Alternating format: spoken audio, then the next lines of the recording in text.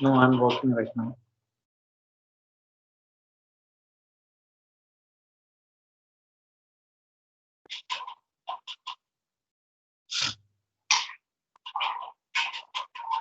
Yeah, Shirish, sorry, I had some issues with the It's laptop. Yeah, okay. okay.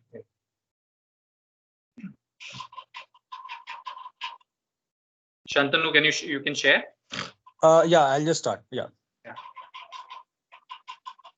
Okay, Shantanu has it. Then Yeah. it's just downloading because yeah. No, it's okay. He can share. Okay, okay.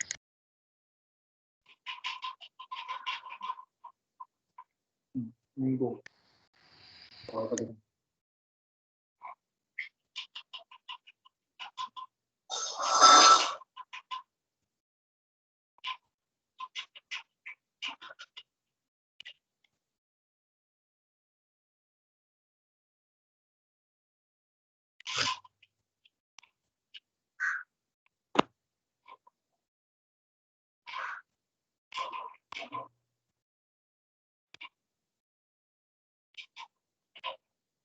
Yeah, can you guys see the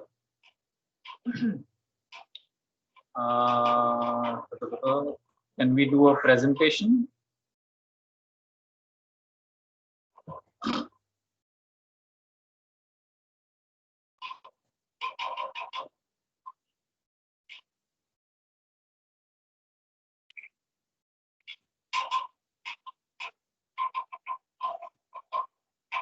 Yeah.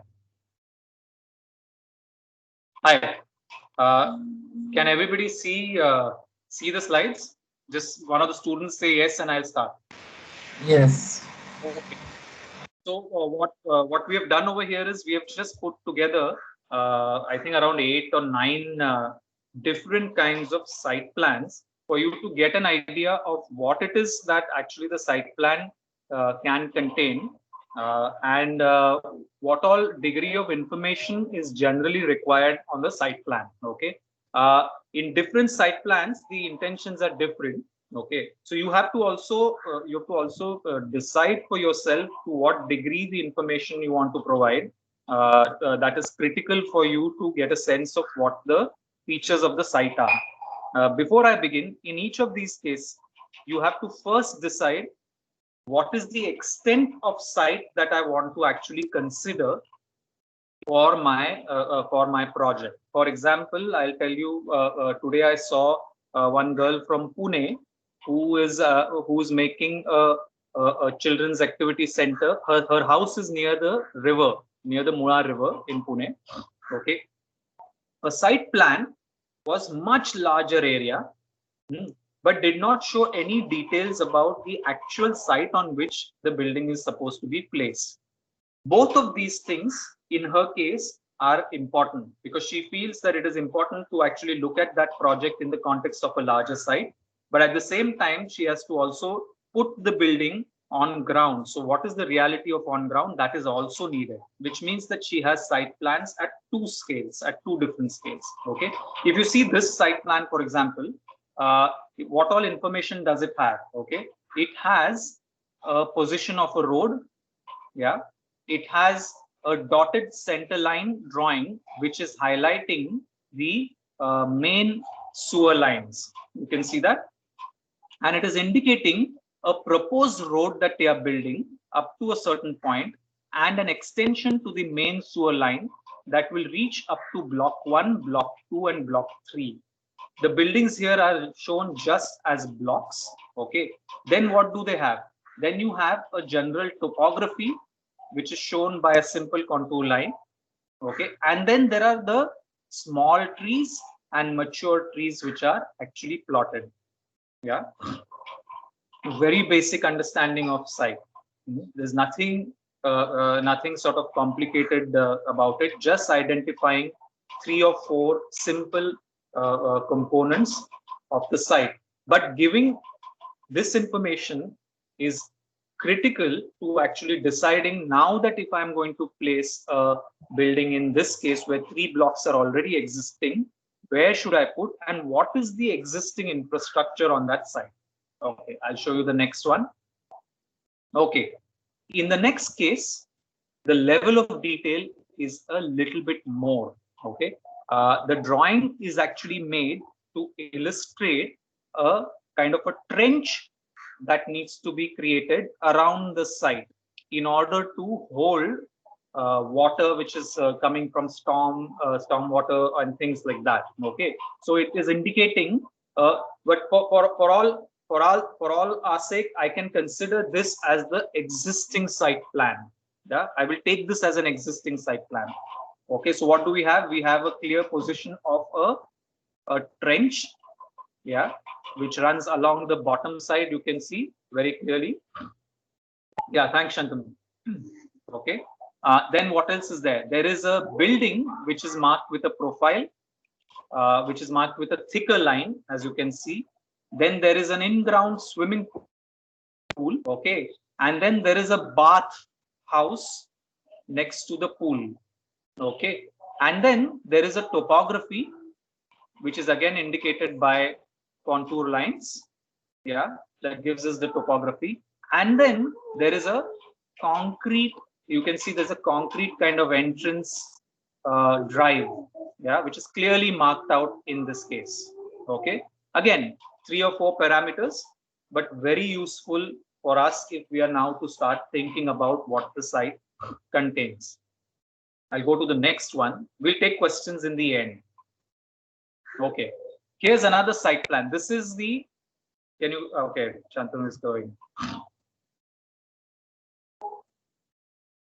Yeah, here's another site plan. This is the NID hostel blocks. As you can see, everything which is sort of showing a boundary which is in green line is outside the site. Yeah, and the second one in the middle, you can see the different buildings which are identified. But what you are showing on this site is only 2 things. You're showing a drainage line with your manholes very clearly indicated, and you're showing a freshwater line.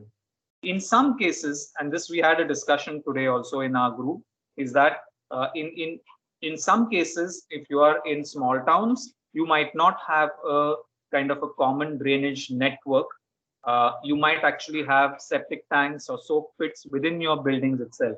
But most of you guys will actually have some kind of a network of sewerage that is running on your main streets, coming almost all the way up to your building premises. Okay, so it's very important to get a sense of where that is, because whatever we are doing, whatever the Children's Activity Center we are doing, will eventually have to, its network will have to be connected to the existing network, meaning sewage, water, all those things have to then plug in to and from the existing networks. Yeah, I'll show you what.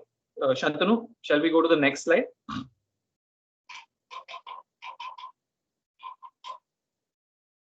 Yeah, and can you zoom in? Hi, Shantanu, can you zoom in? Yeah, that's good enough. Okay, so now here is a site plan. Okay, ignore the fact that all the buildings are shown as cut plans. Okay, you can very well show them as blocks, and it's fine. Okay, but what are the different levels of information? So there is a, as you can see, there is a kind of a yellow-green color, which is a vehicular street. Yeah. After that, there is a sidewalk. Okay. After the sidewalk, there is an internal space which has a different kind of a paving. Okay. In many cases, this paving is actually just ground, plain ground. Okay. And then there is a small well, but there is a pit around that well. Okay. So these are the degrees of sort of layers that you are indicating in a site plan. Okay, like many cases, there is a road, there is a curb, there is a boundary or a hedge, yeah, and then there is a kind of a garden or a green space, but there is again a different paving within that garden. Okay, all these things need to be indicated. Furthermore, there are also objects like plinths and benches and things like that which are placed. Okay, there are pump rooms, there are electricity kind of transformer setups. All these things need to be indicated on your site plans. Yeah, Shantanu, can you zoom out a little bit? Yeah, next one. No, the one before this. Yeah. Next. Yeah. Okay. So here's another kind of a site plan, which actually is not giving you, what do you say, annotated tabular information, but it is giving you textural information. Okay. You can get a sense of the kind of space that is around. You can get a sense of the architecture which is in this space, but you can also get a sense of the ground, where the major bumps in the ground are and where the major undulations of the ground are. Okay. In the absence of a contour drawing, you can indicate bumps and hedges and things like that in this way also. Okay. It'll be interesting to see what are the undulations if you have a small site, and we saw some sites today which within a small garden also there are undulations which are there. Yeah, it's worthwhile to think about what these undulations are and whether they can be an advantage for the kinds of designs that you are thinking of. Yeah. Also look over here. You can also see. Of course, in this case, it is a cut plan. So materiality is also shown between what is a brick wall and what is a mud wall and things like that. And where the animals are put, where the temple is located, where there is a kiln and things like that. So in many ways, this is a kind of a textural kind of a site plan, but it comes with its own information. Yeah. Shirish, can I just say one? Yeah. Yeah. So what we are seeing here is also the different kinds of trees that exist on the site. Okay, Yeah. so we can kind of differentiate that. We had this discussion in our group also, that some of them had different kind of, like, some had rain trees, some had like these they're kind of deciduous sort of growth, some had palm trees. So they would have a different kind of effect on your decisions regarding design. And so here we can actually see that the different kinds of trees that are there, and also the foliage, the sort of the radius of that of the span of that foliage that will affect the situation. Yeah. Please remember, more information you bring in the early stages, more is your design informed. Yeah. So in fact, in the early stages, it is worthwhile to bring in a lot more information on the table. Yeah. And on the table means on the drawing itself. If you're not able to draw, annotate it, indicate it, say, point it that over here there is something, over there there is something. Okay. Okay. Shall we see the next one?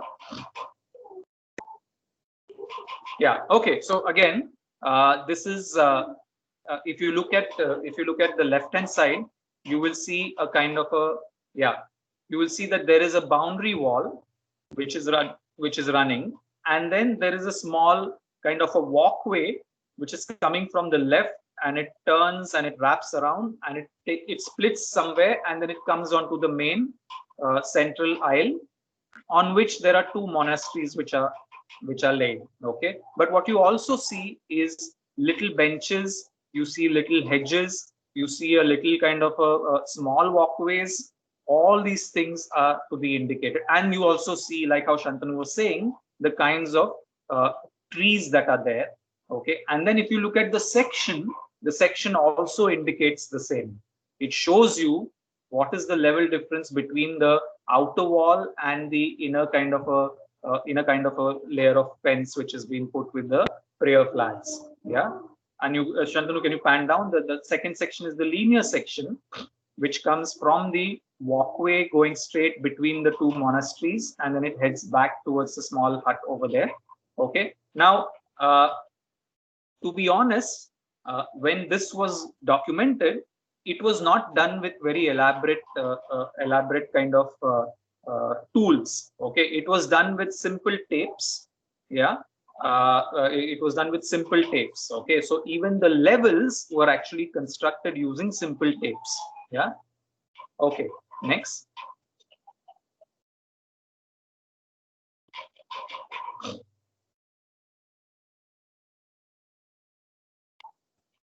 Yeah. Here's a very different scenario. Okay, this is actually this is in Allahabad. It's called the Nagvasuki temple. It's a temple complex. Okay, the surface is hard, completely hard. Yeah, you climb up on the left hand side with the steps. You enter into a kind of a plaza of sorts, which is a hard paved plaza, within which there are some objects which are scattered. Okay, I don't remember if there is any tree over here. Okay, and then there are series of steps that lead you down towards the river. Okay, again, this is also a kind of a site plan.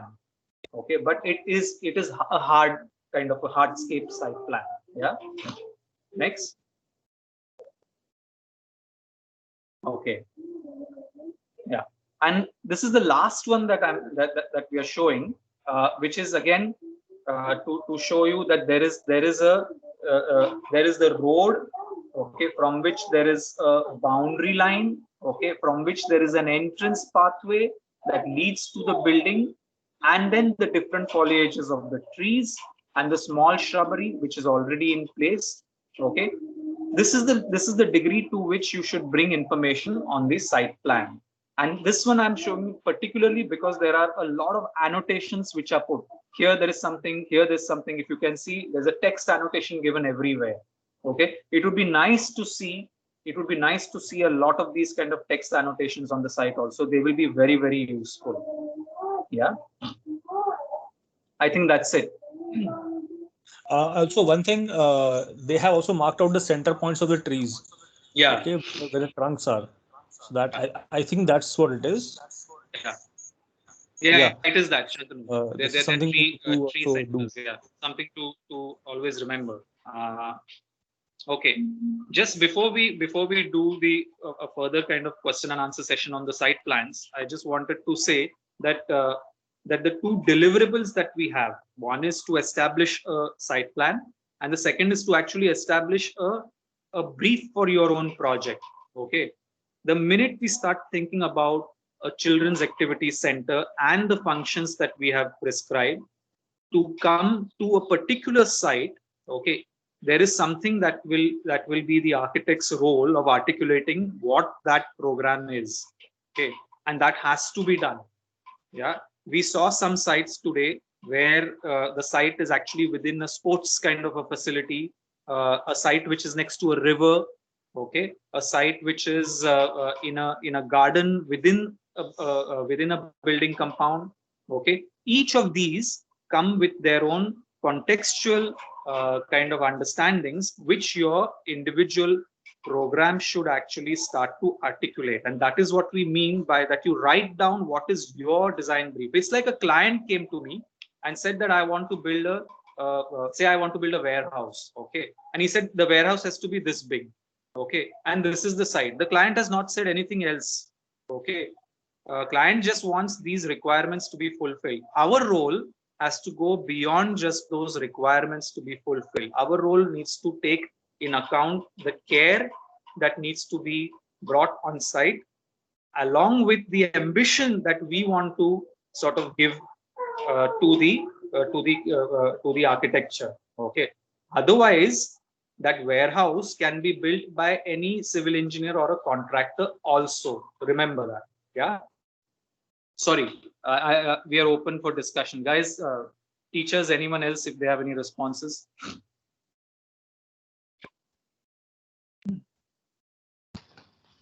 Yeah, I think Shirish, what you said about the brief. So one thing I would like to add that when we map the site plan, so what I told them to just make a small, apart from the brief, to just consolidate all the information and write even about the site. Yeah. So like, yeah, so not exactly site analysis, what we cliche call it, but in a sense, what are the good things, bad things, or what they think would be constraints? Because many of them are kind of stuck with the idea that entries from here, so I'm going to take this part of my site to design. So So it's like for them, we need to tell them that though the entry of that particular plot is from where, but as you rightly said, as we collect more information and we design our own brief, all those things are going to change. Yeah, they So can change completely. yes, yes. So And they should. And they yes, should also. Yeah. yes. So that's what I have been telling them. Plus, even Yeah. in some instances, there have been interesting observation from the student itself, where they are saying that I never chose this side because I think because if I put a formal activity of a play center here, the edge which is very active, and there are these kind of activities happening on the edge which I don't want to disturb. So Yeah. that's another. So they have even mapped some activities. So even when I'll urge everyone, when you even draw the site plan, apart from the formal dimensions and the formal physical aspects of the site, even see what is happening on all the edges of the site. So Yeah. that will influence a lot That will your influence. design. Definitely. Yeah. Definitely. And I I think. I think think that should be. That should Just be. to add on to what Ruth, Yeah. Go ahead. just to add on to what Rutika is saying, I have also told kids, and I think that goes for everybody, when they're looking at boundaries. I mean, they don't have to imagine the boundary as a wall. That's the standardized way which we do it in the country, but they don't have to restrict their imagination to something like that. I'm sure they can go ahead and play with different levels, different materials, different kinds, depending on what they want that boundary to perform. That is one thing. Plus, I've told them to assume that the road is the zero level and everything goes either above or below that road. Yeah. Some of the kids were asking about going underground. I have told them legally we cannot have an activity underground. It has to have natural light and ventilation. So they have to keep that in mind. Plus, they have to remember that services are going to be running. So if they're putting toilets, they will have to pump up their drainage and all of it above. So they have to think about all of that. Any design, as long as it's justifiable, can be done. Yeah. Absolutely. plus even single line Yeah. sections, which actually talk about different layers of the layers and nature of topography. That, like, for instance, we have one site which is Joggers Park. So for that, actually, a single line section which talks about totally contrast edges of the site, where in one side you have the sea, and on the other side you have the main road, very strict and stark edge. So single line section is also something that I have insisted to everyone to draw upon, so that we know how we get the idea of scale actually. Yeah. So that was one Fair thing. enough. Yeah, Fair yeah. Sorry, go ahead, Chandru. Sorry, yeah. So just to add on to what Sanaya said about the the site being on a slope and kind of pumping all the waste up. That situation actually occurs in two of my students' cases. Both of them have sites which are next to the sea. Okay, and one of them actually doesn't have any sort of services in the immediate surroundings. There is a kind of a green zone, and then there is the site which is next to the sea. So in these cases, they would actually have to think about, like, if you have that situation, your submission would not actually have that, but what it would have probably is is what would you do in such a case where you don't have these kind of services to plug into. So you would have to design your own, right? And that's the kind of that will get added to your brief, in that sense. That gets added very much, much, and it has to, and that Shantanu has to be articulated and laid in front, Yeah, exactly. as a critical kind of a condition because of this site, Right. And then only when you put it out there in front can we start to actually take that challenge head on as a challenge of design. Right. Exactly. And then the fun begins. Yeah. Otherwise, what's the otherwise क्या है? Function दिया है, वो डब्बा लगा के architecture बन सकता है. लेकिन in reality, how you're going to manage your sewage? Like how Sanaya is saying, if you want to go very well, go below ground, go below grade, okay. But develop a way of bringing light and ventilation below also. Allow for that to happen. And there are several examples that are there that do this. Very true. Yeah. Okay. And actually, another thing I kind of said to my group, which I think is common for everybody, is when you're doing site analysis, and it's a good thing that we're doing these both things together, because it often happens that the two things become disembodied. That you have a site analysis which has all this information, Yeah. with the wind patterns and the sun part diagram and blah blah blah whatever, and it doesn't go anywhere.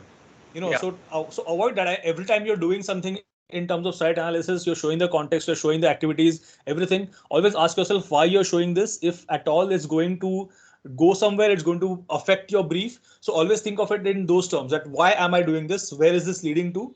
And what am I going to do about it? So that would be the thing. Yeah. Yeah. The other thing that I sorry, Durvesh, you were saying something. Go ahead. Yeah, Shirish, I mean, I've not discussed the sites today with them. I discussed their case studies because I think they can draw some inspiration for their design briefs from the case studies also that they had done. Yeah. Sure. So that is one thing that they can also draw inspiration from. So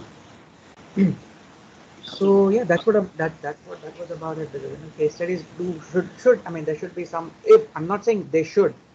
Yeah. Shirish, I just wanted to ask you that that the design brief should not be just a written thing, right? A design brief can be composed of sketches also. I mean, one can make an entire design brief just with sketches, without any words. I mean, that is something that otherwise they just keep on writing. It can tell them that. Correct, Durvesh. The idea is to articulate it. Okay, I can articulate it in words. I can also articulate it as diagrams. I can also put it as a series of diagrams that help put the point across. We should leave that to the students to decide how they. The idea is that it has to be put on paper, okay, so that it becomes it is in front of us. It is not something which is an afterthought, which is behind. Yeah. So that's one. The other thing that I noticed when I saw the site plans today is that I didn't actually pay attention so much to climate and where it is located and what are the sort of sun path kind of conditions. Okay, so those also have to be reflected onto your understanding of the site. They can also, by the way, be drivers for your fundamental design decisions. Very much so. Absolutely. And then, like how Durvesh is saying, put it as a diagram on paper. Yeah, indicate it on, annotate it. Bring many different ways in which you can articulate the design brief.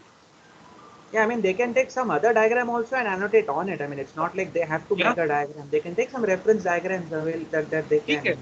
Okay. I think at the end of... Sorry, go ahead. Somebody's saying. They can start with their zoning diagrams also. No? So they can do their zoning according to the program that they have. They will have to right now, I think, on the site start thinking about the program as well. So once they get their zoning, and like you said, with just sun path and everything, I think that will be a good factor for them to decide the placement of their programs. The activities happening inside. Each one will have a specific pattern, and then I think they can. I mean, that will, I think, enable them quite well to start placing and zoning. Agree. You can expect a zoning plan as well. Yeah, Rohit, I'm saying that with each student, their site and their individual kind of ambition, let them build. Like, for example, in some cases, it might be driven by the fact that there is actually no sewage system at all. Okay, maybe that becomes a driver. Climate is critical there also. I'm not saying no, but there are moments when design is not like a linear kind of a progression. Like, it has its ups and downs as we go along. Okay, and those ups and downs can be with different things also. So when they write the brief, as our Durvesh is saying, they bring in all these ambitions and they put it up front. Let them do that process of putting the ambition up front. Yeah. Sorry, just a second. Please. Okay. Sorry, Shravan, you had raised your hand. Yeah, sorry. So the point was that, let's say I'm looking at my immediate context, and can I extend like which is not exactly what we normally call architecture, but just like a path that goes to a more populated area from my site, like just to kind of, because it's a children's play area, so like that connectivity, if it's not formally there, can I add it? However, yes. Whether it's a... Yeah, it should be. Yeah. It should be added. And stuff like, yeah. Listen, Shravan, this is not something which is there in the functional brief. This is something which you as an architect is saying that needs to come in. Okay, put that as your brief, as a situation with you and this site. So put it in the brief. And we can also, sorry, we can Go also ahead, think go of it long. We can also think of it long term, right? Because if you look at it today, Warsaw Beach is extremely filthy, and we require lots of cleanup efforts for it, like weekly. Right now, it's not happening because of the lockdown. So what I'm thinking is now Juhu Beach, Silver Beach, all these places have either hotels or it's a public space. So that kind of presence keeps them clean. So some building something on Warsaw Beach will also kind of affect that, right? Like there is something, so it'll be more driven to be kept clean, and that will over time change it. Maybe right now it's filthy or dirty, but over time that may change. That's considerable, right? Okay, you can you definitely. I mean, bringing what is called in many ways the building and the function is like a caretaker of the ecology. So those things work. Okay, but remember that your building also tends to pollute. Okay, so it is your role as an architect to not do that and keep the environment the way it is. So ठीक है. I'm saying yes. Build that in your brief.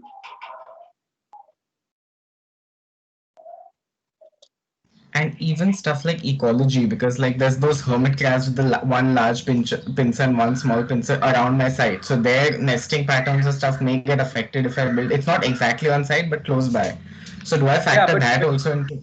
I know it might get affected, but it will get restored again. Figure out a way.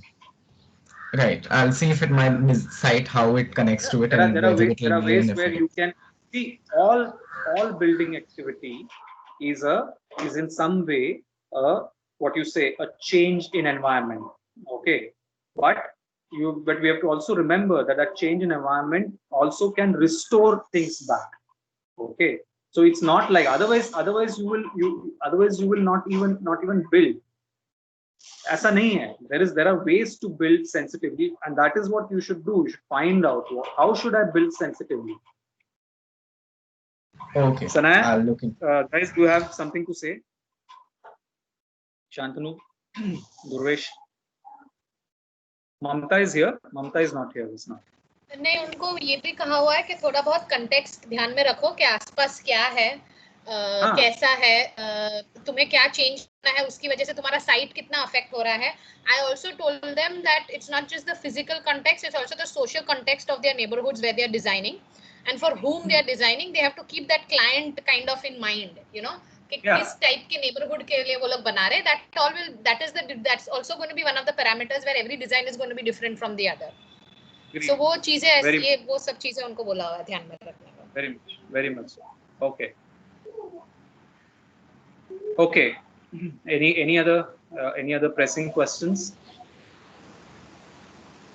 Deep. And one more thing is that it should not just be about functions and exactly. and services. If you want to add anything, any other layers onto that design, they can definitely.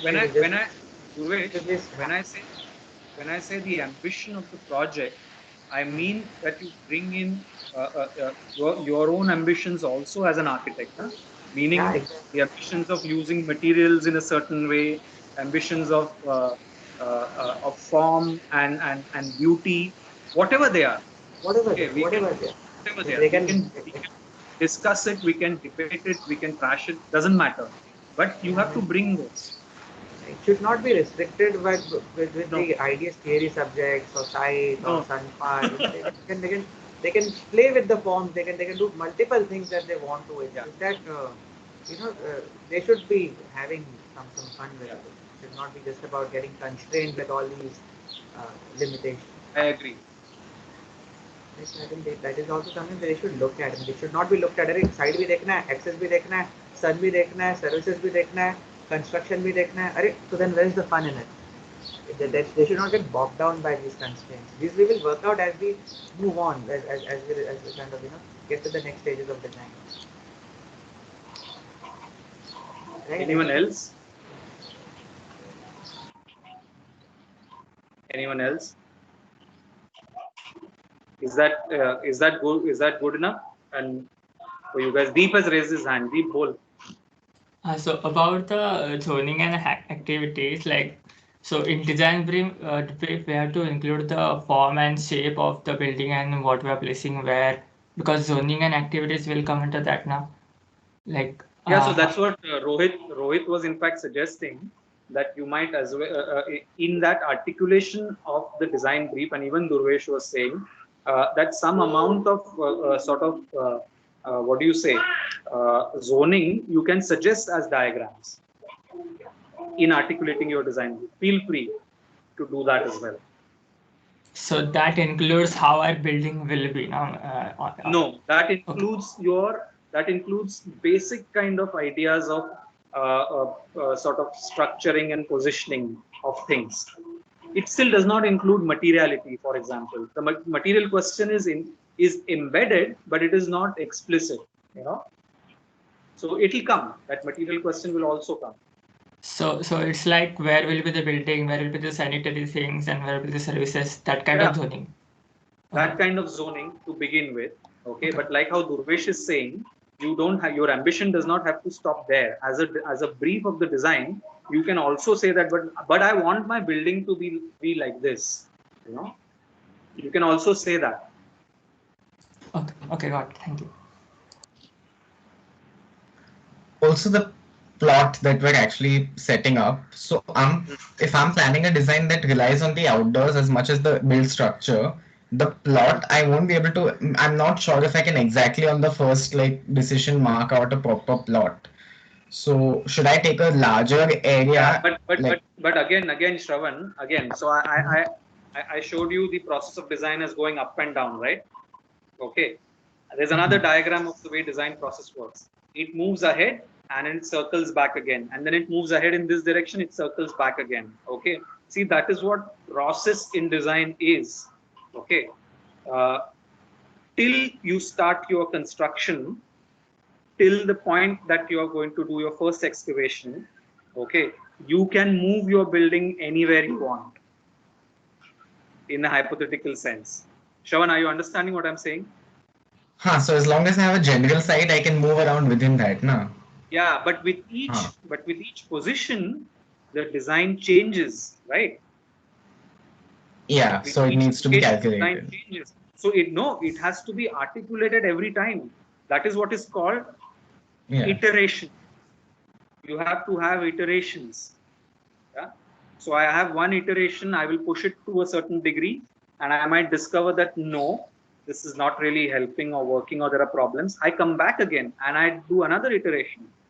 Okay. So I constantly keep doing this. But that process is very often internal to the design team, you know. And as you go ahead, that process becomes faster. And that process also becomes more and more it gets formalized in your head, that as an architect, if for example, if I am to go to this girl's site, Yutika's site, my instinct then is saying that I should put a building somewhere there. Her instinct says no, it should be somewhere completely different. But that instinct is built out of this iteration of doing the process of design several times also.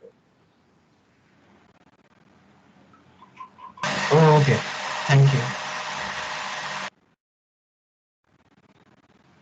Okay. Shall we say bye, guys? Rutika? Yeah. Anything else? No. Anything else you had on mind? You have put forth I think same discussion me and Shravan had, but we never discussed it so long because I had to even see other. But I think you put forth it very correctly, because we were discussing on what patch of land to select, because he is building on beach, so there are a lot of things that comes along it. So yeah. Okay. Okay. Anything else we miss right now for them, guys? Shantanu, Durvesh, Anand? No, I think can we discuss a little bit after they leave? Wednesday का क्या plan है हमारा? Yeah. Let them leave and then we discuss. Let the students leave. Okay, guys. Bye. Bye. Thank you.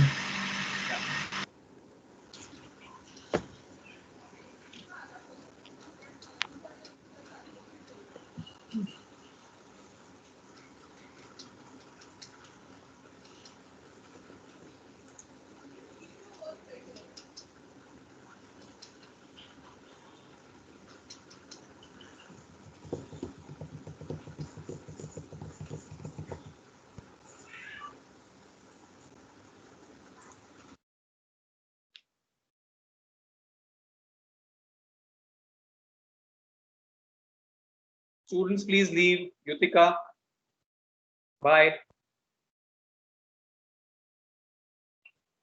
Path, bye.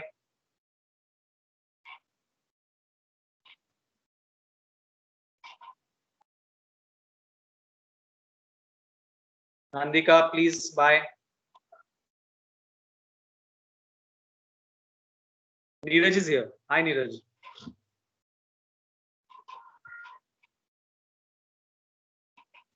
Okay. Hi, Neeraj. Ashwini, you can stop recording.